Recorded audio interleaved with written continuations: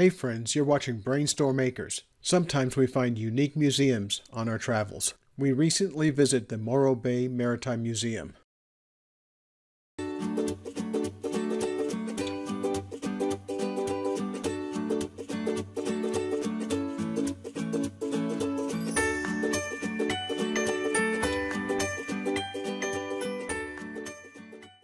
These two submarines played an important role in maritime development.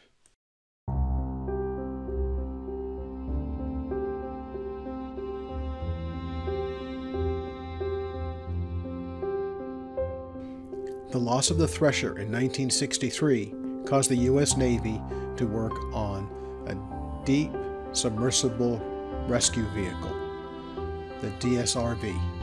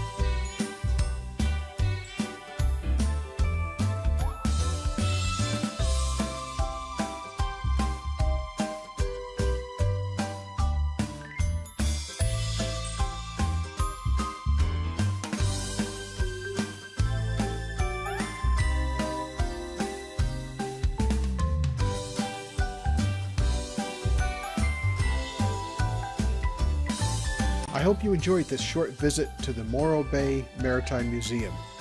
Thanks for watching and have a great day.